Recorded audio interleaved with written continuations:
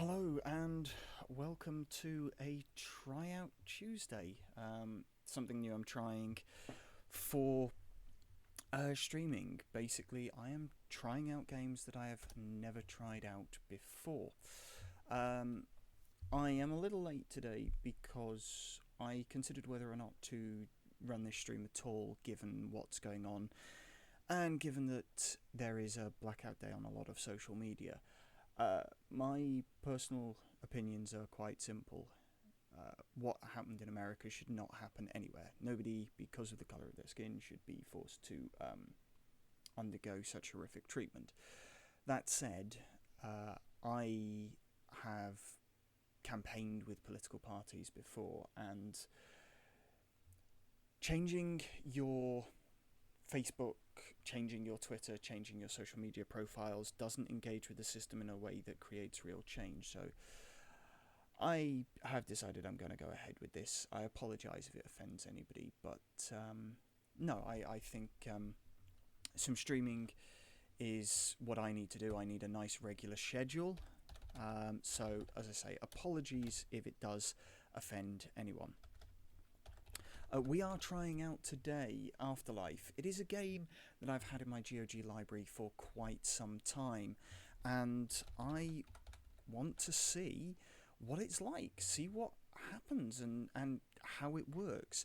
I believe it's a bit of a city builder kind of thing, which is probably why it ended up being bought on my... why I ended up buying it from GOG in the first place. But as I say, I have never yet tried it, so that is what I'm going to do today. I don't know whether it has a tutorial. We will see. Let's go with medium, because why not? There we go. Right, now, from what I understand... Oh, no, okay, that's not what I want to do. Okay, so it is an old enough game that WASD does not allow you to change too much up. What have we got? Oh, we've got music, that's good.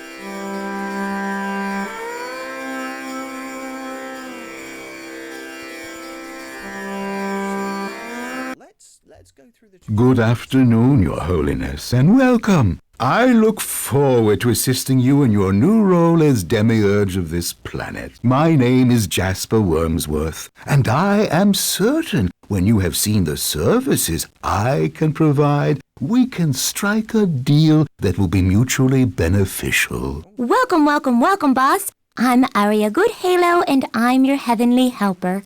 Hiya, Wormy. Oh, look what the cherubs dragged in. We'll discuss my compensation later. Oh, Pooh, don't be such a meanie. Let's get down to business then, shall we? We're here to help you set up a smoothly running hell. And heaven. If we must. But let's use hell as our initial example. It's so much more interesting. And uglier.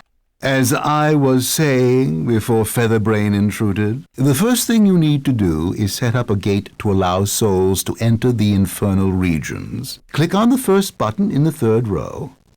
Here, I'll do it for you. And you will see a display of potential gates. Since you're new on the job and your resources are limited, I'll just pick out the most, economical of the three. Now we find a parcel of open real estate and place it by clicking on the map, like so. Welcome. Ooh, but it looks so empty out there all by its lonesome. Much like your head, my dear.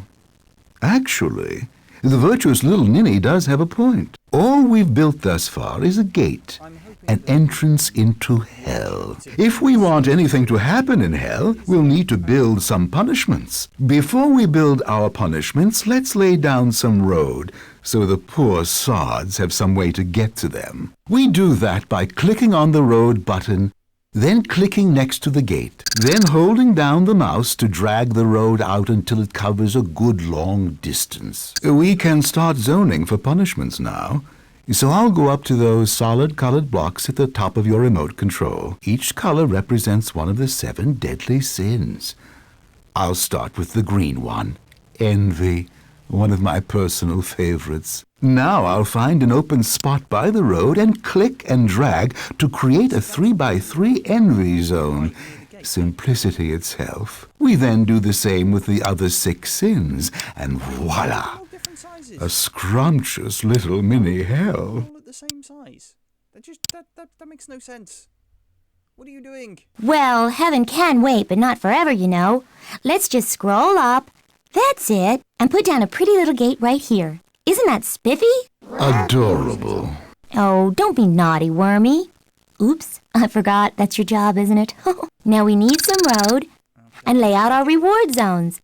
There you go, boss. Don't you just love it? No, I don't love it. It's what are you doing? Have you no sense of order here and good city planning? Now let's change your tempo to mortal plotting. And wow, look at those little buildings go. It's official. You're in the afterlife business. Great. Because I am enjoying this. Okay, Afterlife tutorial number 1 getting started is over. But okay, I'm sorry, but if you are creating a city, if you're doing a city builder, you don't do it so higgledy-piggledy and mad like that was. That's just no. That's not how things are done at all. I'm not happy with this.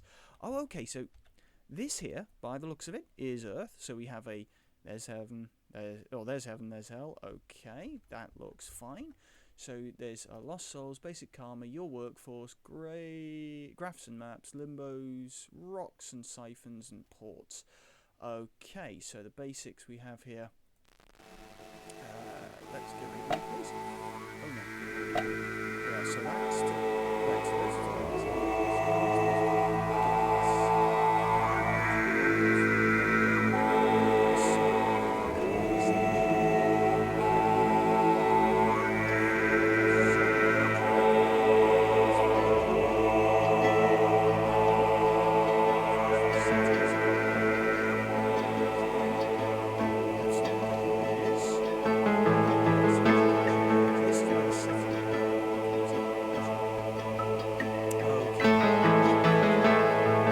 everything's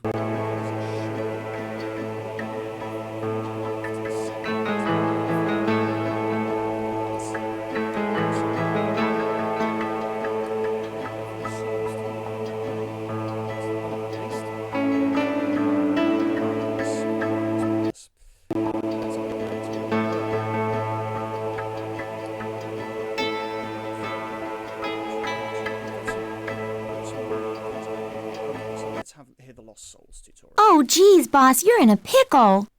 Why am I in a pickle? Have you noticed those great big colored spiky things with colored balls on the top? Those mean you're losing souls. Ah, yes. I've been meaning to talk to you about that. Well, gosh darn it, Wormy, it's important.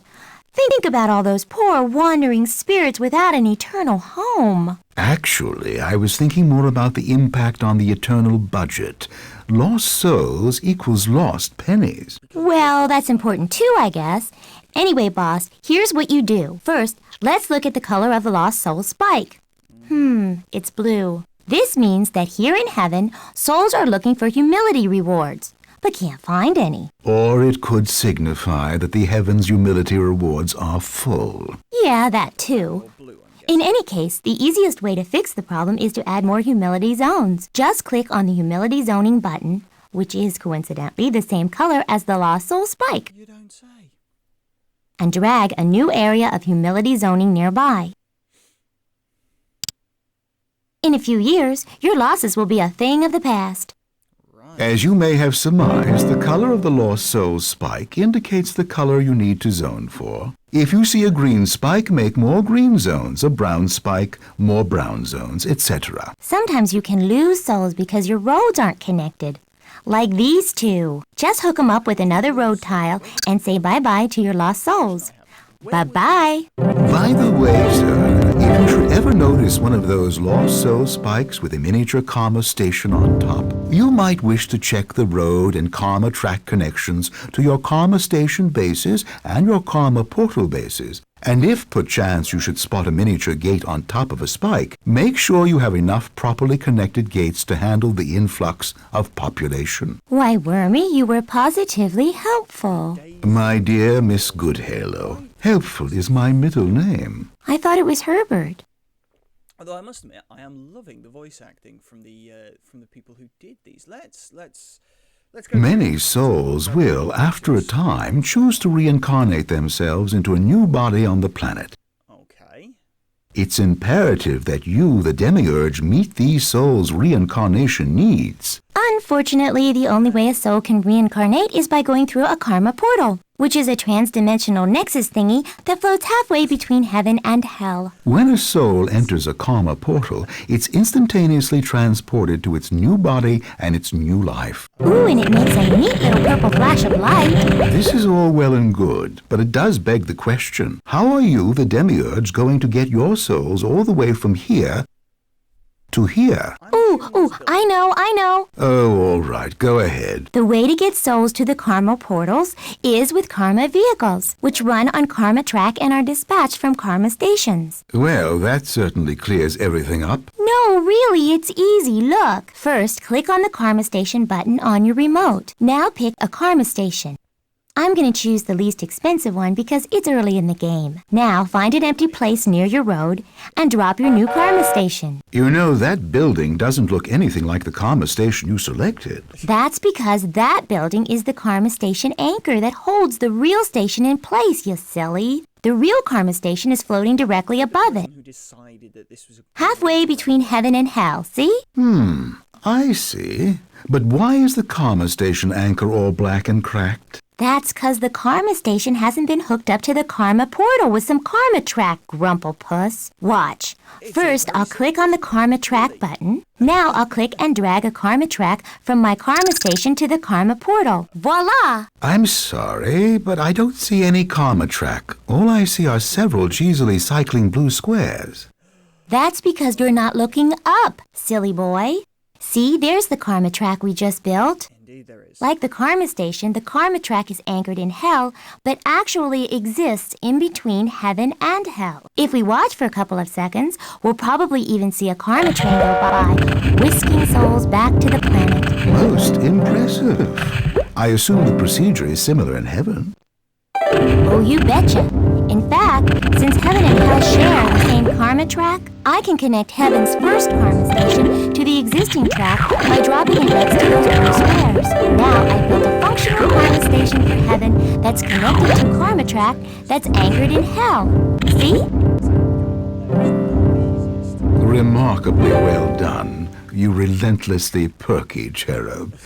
Is there anything else the demiurge should know about reincarnation? Oh, probably. But those are the basics. Hey, wanna go get a root beer? Demons do not drink root beer. I mean, I'll say this.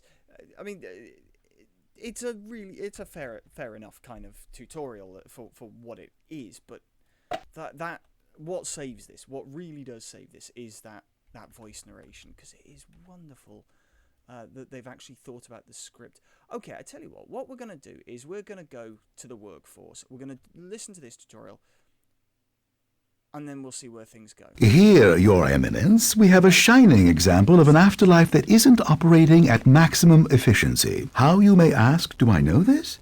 Well, if you'll allow me to bring up a personnel graph from your remote control, as you can see, this afterlife doesn't have any homegrown angels or demons, and its entire workforce is commuting. Oh, that's because it doesn't have any training centers or topias yet. And would little Miss Goody Two Wings like to explain what training centers and topias are? Why, I'd love to. That's peachy. Knock yourself out. Well, gee, training centers, like, train processed souls to become demons or angels. If all your demons and angels are homegrown, they'll be much less expensive, especially if you give them someplace to live so they won't have to commute. That's where the topias come in. In heaven, they're called utopias. In hell, they're called dystopias. But either way, it's a place for your workforce to live so they don't have to commute, so you can save more money to reward your souls. Or to torment them. At any rate, since training centers only recruit fully processed, permanently residing souls, it's a good idea to place your centers by a road, smack dab in the middle of your fate structures, like so. And now I'll put one in hell. Okay. We should also have topias in both realms. They don't need to be next to a road since angels and demons can fly. But it's nevertheless a good idea to put them near fully realized faith structures since they exert powerful vibes that help buildings to evolve. So let's try one here in hell and one here in heaven. Now I'll crank up the tempo and wait a few years. Very good. Now let's check the chart, shall we? Most satisfactory. The only thing better than an eager demon is an inexpensive one.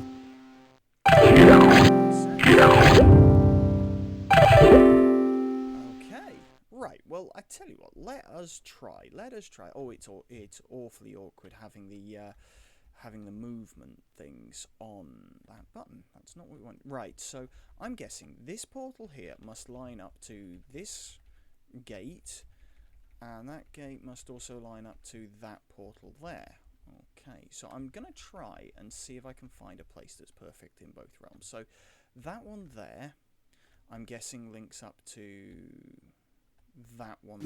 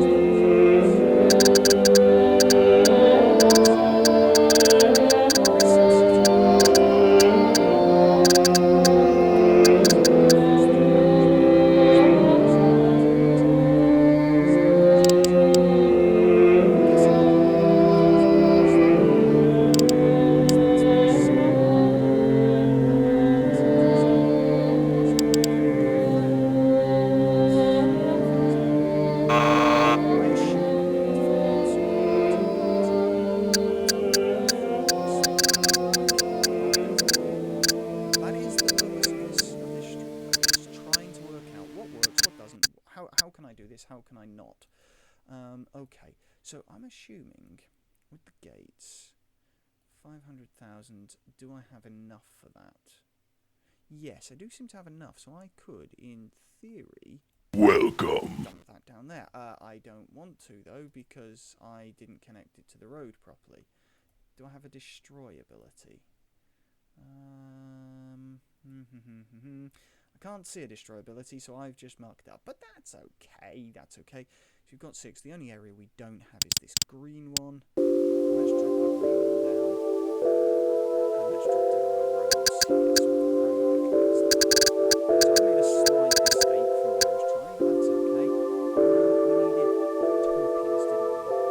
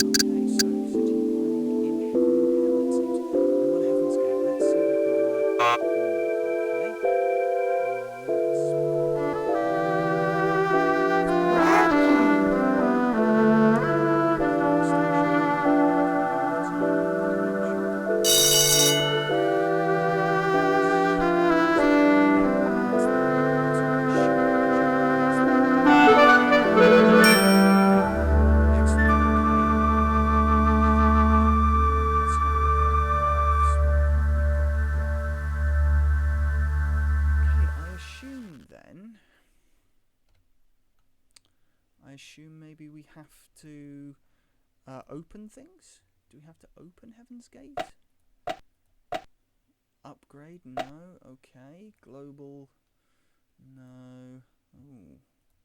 How do we open things? How do we close things? That would have been quite useful. Why have we got nothing coming in? No souls. Okay, why have we got no souls? Micromanagers. There we go. All punishments. Okay. I don't know what that's for.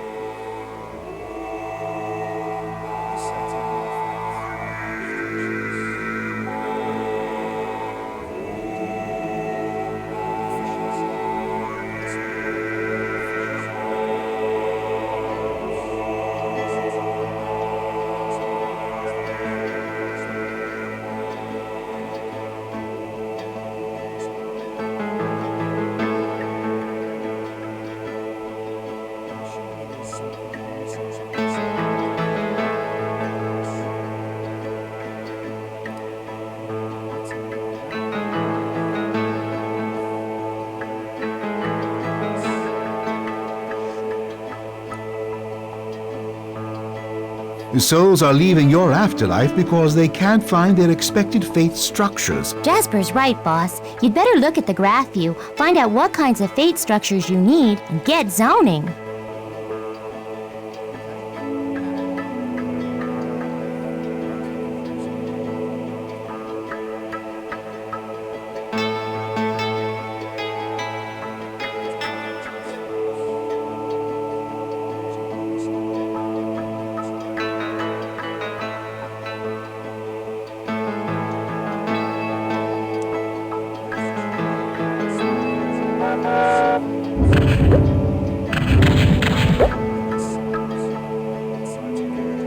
It appears that neither heaven nor hell are evolving as well as they could, your humongousness. Well, that's because the boss hasn't tapped into any of those infinity rocks with an ad infinitum siphon. True. One wonders how long it will be before he actually figures it out. Congratulations, your pan-dimensionalness. Hell's roads are disgustingly efficient, briskly transporting the damned from one punishment to another with a minimum of fuss. Hey, wait a minute. I thought you said... Wait for it? Unfortunately, an efficient road system is the last thing you want in hell, and will only serve to suppress the evolution of your punishments. If you ever want to see a highly evolved hell, you had better start snarling your traffic toot sweet.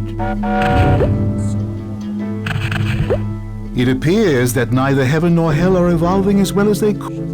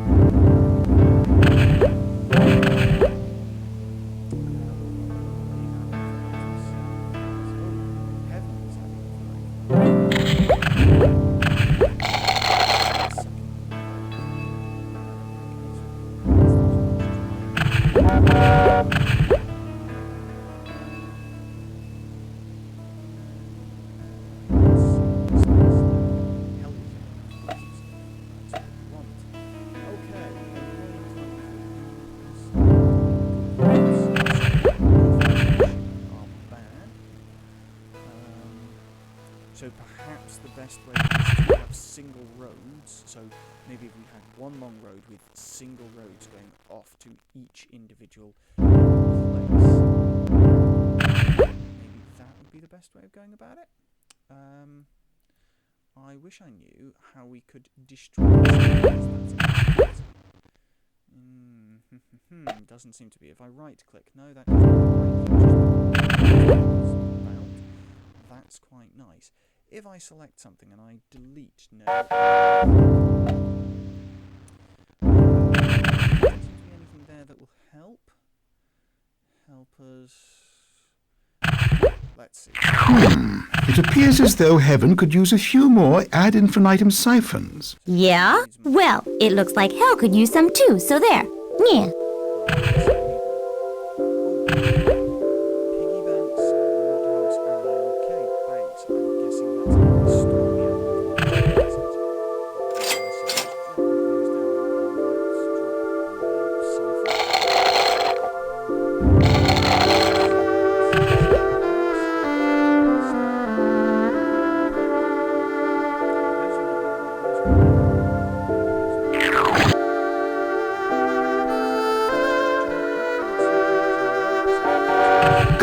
Now you've done it. Hell has grown so large that you'll need more ad infinitum siphons to keep it empowered.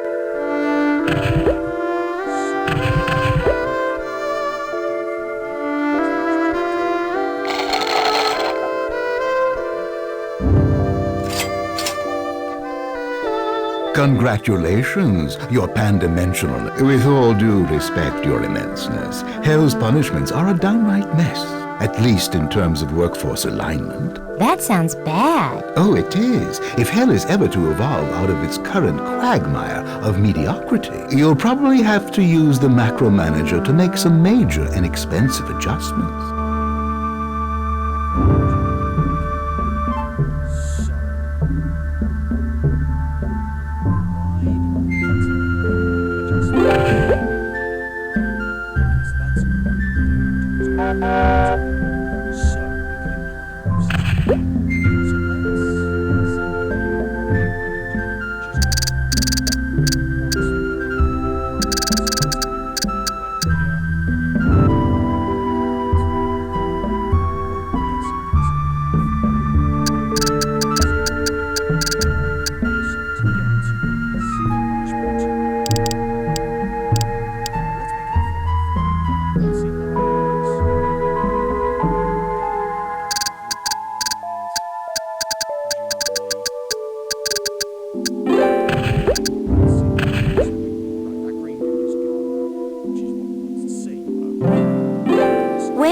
Fiddlesticks!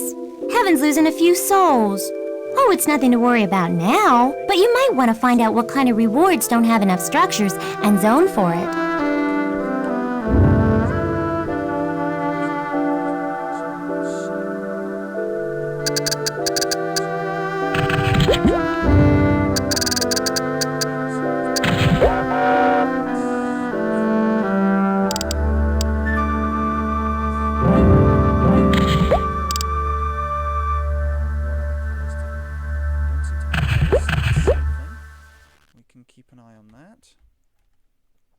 Okay, more than a few of Hell's punishments have fallen under unfortunate clouds of good vibes. Ooh, good vibes are keen. Yes, but not in Hell. If you wish to eliminate these keen patches of Hell, I'd suggest putting a dystopia or gift structure near the afflicted buildings.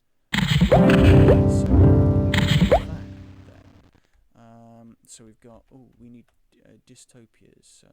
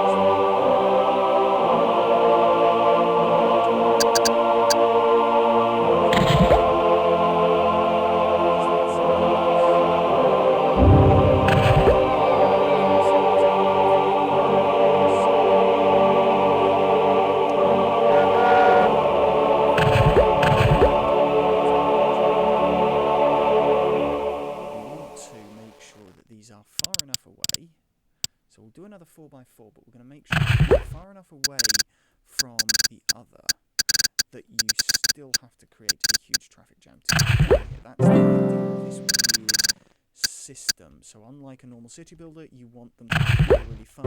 So there'll be a log jam here no matter what happens.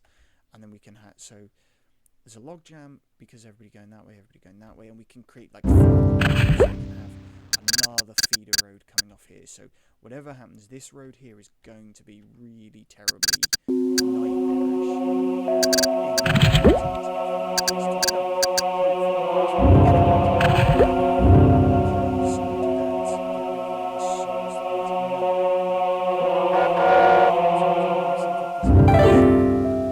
Let's throw down another yellow area here. Let's throw down another 4x4 here.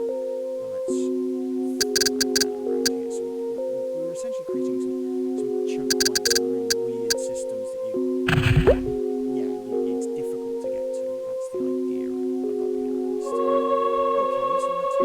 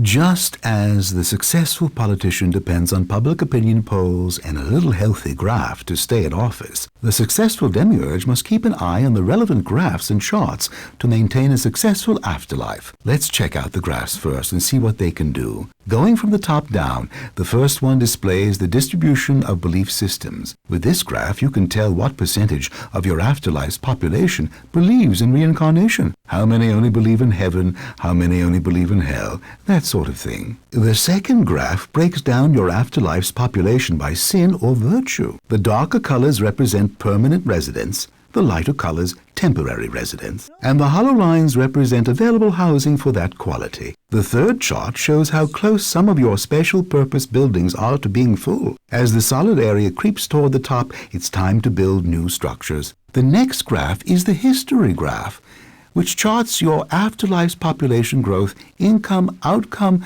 and other variables over time. Are you done yet? Not quite. The fourth chart shows the composition of your workforce. Remember, homegrown angels and demons are cheaper than imported ones, and resident workers are cheaper than commuting ones. So keep an eye on those training centers and topias. That pretty much wraps up the graphs. I think maps are nicer. They're more organic. I gather that you wish to take over the discussion at this point. Don't you want to share? That's not exactly in my nature. Consider yourself free to ramble on. Okay. Anyway, let's shift into the map view by either clicking on the window menu or using the icon on your remote control. Personally, I like the cute little pictures, so we'll just click there. And here's our map view. The map view can show you a top-down view of either heaven or hell, and you can flip between the two with the harp and the pitchfork buttons. See? Yes. Heaven, Really figured that one out. hell. Heaven, hell. Heaven, hell. Rabbit season, duck season, fire! Oh, sorry, where was I? Oh yeah, the map view. As you can see, there's a whole bunch of buttons here, all of which can be kinda useful. This one, for example, shows how many temporary and permanent soul residents you've got in your fate structures, which can be very useful when you're trying to balance your fate structure's resources. This button shows the efficiency of your fate structures, which is determined by a number of factors that we'll get into later. Okay. This next button shows the good and bad vibes that are hovering over your buildings. Vibes can affect the efficiency of your fate structures, so it's a good idea to keep track of them. Some buildings, like topias and gates, emit very strong vibes, so be careful where you put them. And remember, in hell, bad vibes are good. This button shows how full your buildings are, which should be pretty darn self-explanatory. This button shows you zoning, which is good for getting a cheap overview of your layout. Whew! We're in the home stretch now, boss. This button shows how crowded your roads are. You can save a few pennies by keeping your traffic on the light side. This is the karma button, and it'll show you a diagram of your karma stations, karma track, and karma portals. And this last button, yippee! Shows which structures are carrying an empowering ad infinitum charge, which is vital in making your fate structures evolve. And whew! That's all there is to the maps. Okay, so structures evolve, they need ad infinitum in order to evolve. Okay, let's see what the other tutorials have for us. Let's hear about limbos. So, my dear Ms. Good Halo, would you like to enlighten the demiurge on the subject of limbo bars? Yes. Ew! Those things are so... Ew! I don't know why we allow them in heaven to begin with. Frankly, I'm not too fond of them either. Hell loathes second chances. However, duty calls, so... Limbo bars, your mightiness, are temporary havens for lost souls. Those displaced spirits who for one reason or another cannot find what they're looking for in the afterlife. Normally, lost souls drift out of your afterlife forever, causing you to lose many a penny for each one that slips from your grasp. With limbo bars, though, you can temporarily stave off your losses. Regrettably, yes. Here's how it works. Consider this little slice of heaven over here. Just 4 kicks will destroy the road that connects it with the rest of heaven. Hey, stop it! Shh! I'm making a point. As you would expect, without the connecting road, souls are being lost left and right. Here's where a limbo bar comes in handy. I'll just click on the limbo bar button, pick a bar, and put it down somewhere where we can see it. Once I've started the simulation running again, you'll notice that the lost soul spikes have disappeared, and that the limbo bar's little canisters are moving up and down. This means that the limbo bar is attracting customers and entertaining them until the road is fixed. You mean getting them drunk, don't you? Well, yes. Studies have found that the only thing that can keep a lost soul from drifting off is the promise of free beer. Unfortunately, each limbo bar is equipped with only a limited supply of inebriants, and when they run out, boom. So it's a good idea not to count on your limbo bars too much. So limbo bars, good backup situation. That makes sense. That's pretty simple. I like that. Okay, rocks and siphons. Well, we've already been told something. So, like who's going to tell the boss about the rocks? Rocks? You actually have something to say about rocks. I knew heaven was stiflingly boring, but you really have so little conversational material that you spend your time talking about rocks? Not ordinary rocks, silly. I'm talking about the big old rocks so heavy the boss can't lift them. You know, the ones that you find all over the plains of heaven and hell. Oh, those rocks. Yes, they're so much more interesting than plain old dull rocks. Why don't you go talk to them instead of boring us with your constant prattle? Because the boss needs to know about how the siphons work. See this button here, boss? That's the one that brings up the ad infinitum siphons. Yes. It also brings up banks, but we'll talk about those later. Siphons draw little bits of infinity, what we call ad infinitum, from the rocks. When you put a siphon down next to a rock like this, the rock begins to pulse, showing that you've tapped into it. Did it ever occur to you that the demiurge might like to know why he'd want to tap into ad infinitum? Oh yeah, duh. Thanks, Wormy. The ad infinitum energy helps make your fate structures evolve. With ad infinitum, you'll get much larger and keener looking rewards and punishments. Without it, you'll never see some of the afterlife's better buildings, ever. Is that all you have to say about rocks? Did I mention that the siphons have to touch other buildings, roads, or rivers to spread the ad infinitum? You have now. Okay then, I'm done. Say good night, Arya. Good night, Arya. Oh dear. Right, and we then have a final one. The ports, I'm guessing, is just about crossing. Ports are relatively simple, so maybe I can enlighten you without the poster girl for terminal virtue butting in. If you want souls to travel across one of the rivers in heaven or hell, use your port button to choose a port. Then place one on each side of the river opposite each other. Soon you will be delighted to discover graceful craft punting up and down the waterways of the realm. Don't forget that ports, like all your structures, have maximum capacities, so check on them occasionally, either through the microview or the appropriate graph, and don't allow them to become overloaded. Okay, so that gives us an idea what's going on there. So, what I might do, I think, is I might decide I would like to start a new game. We're going to go with medium. Okay, now here's a question. Does it? Yes, it... Oh, is that the same... Is that the same level? I don't know. I can't work it out. So, what we're going to do is we're going to start up here in the top left, because this looks like a music. Top left, let's have a Helm's Gate here. Although, actually, if we want to... I still don't know how to delete those, but presumably that's the final that's first. So,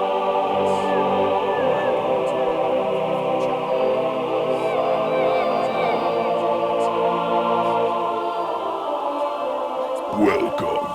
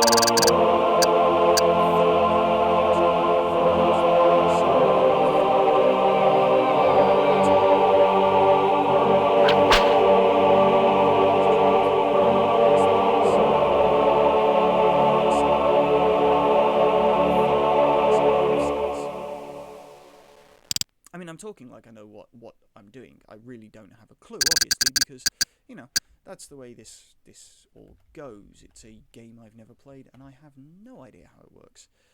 So, can we connect all these up by one back road? Because I don't think that should alleviate the traffic any, but it might just make it a little easier to connect things up and to spread things. That's the working theory at the moment. There we go. Okay, so there's hell pretty much working. Oh.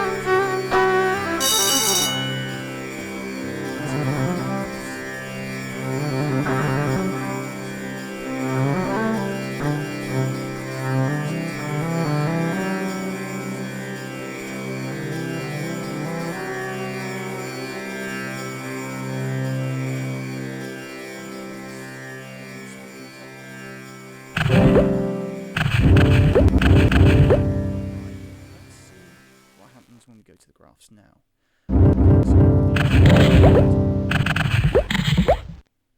Okay.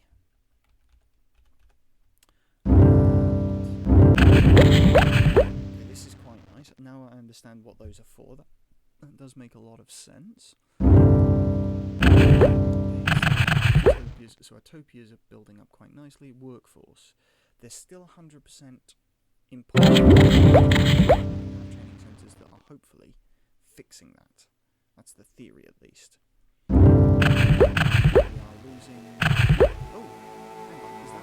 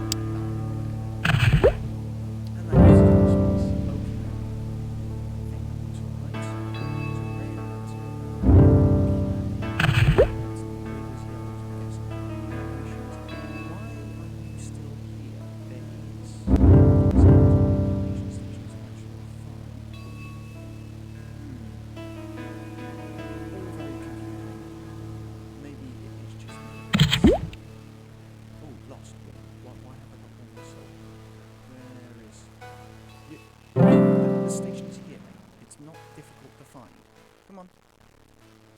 There we go. Lost 3. Why have I 3 lost? Okay, why don't we then? Let's throw this down. Let's look at the maps again. Okay, that seems... Oh, that seems fairly straightforward. Most of them are temporary. Okay, efficiency.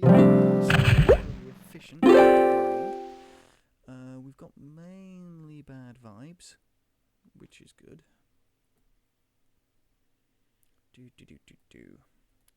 Let's have a look there. No vacancy, no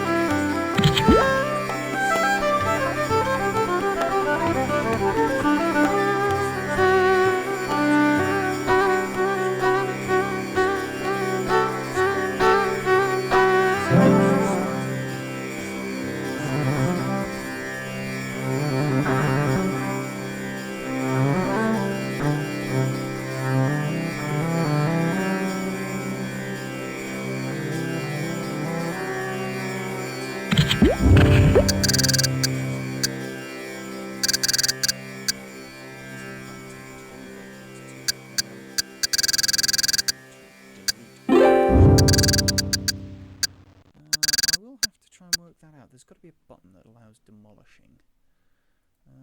There we go. Okay, let's see what these guys got to say. Okay, It appears as though heaven could use a few more ad infinitum siphons. Yeah? Well, it looks like hell could use some too, so there. Yeah.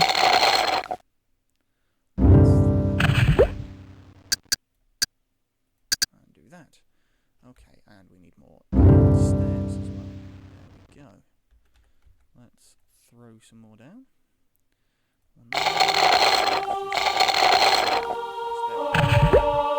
With all due respect, Your Immenseness, hell's punishments are a downright mess, at least in terms of workforce alignment. That sounds bad. Oh, it is. If hell is ever to evolve out of its current quagmire of mediocrity, you'll probably have to use the macro manager to make some major and expensive adjustments.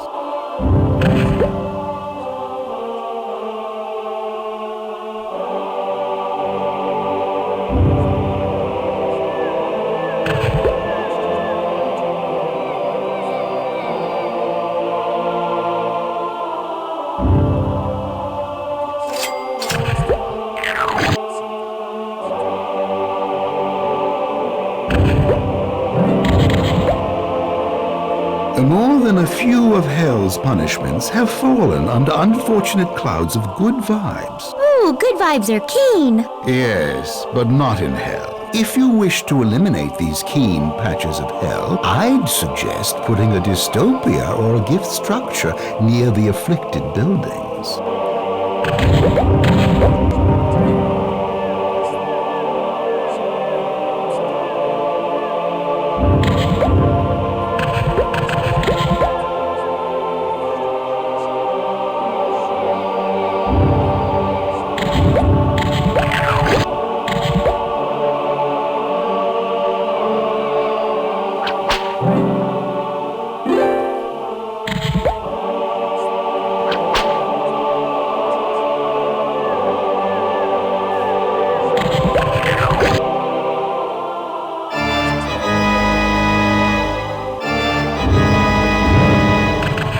To be a worry ward, but maybe you should invest some of your money in a penny bank. You never know when you're going to need a loan.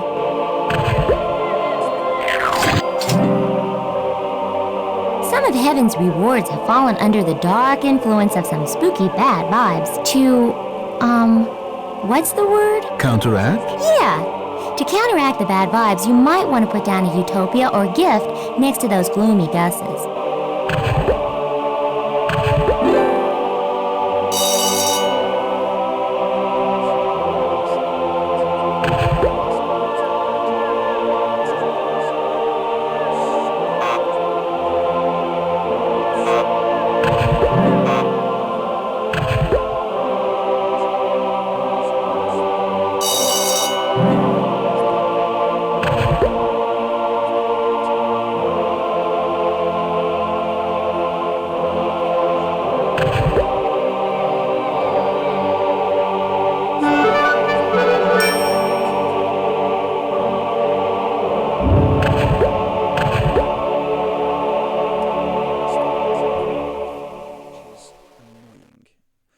Seem well balanced, which let's have a look. Because this is beginning to annoy me. Destroy structures. There's got to be a way. I mean, as I bought this from GOG, there probably is a manual, and I probably should have read it. But it's one of those downsides. I think that we don't have that. We don't have game manuals, so we're not in the habit of using them, not in the habit of looking at them, which is a great shame.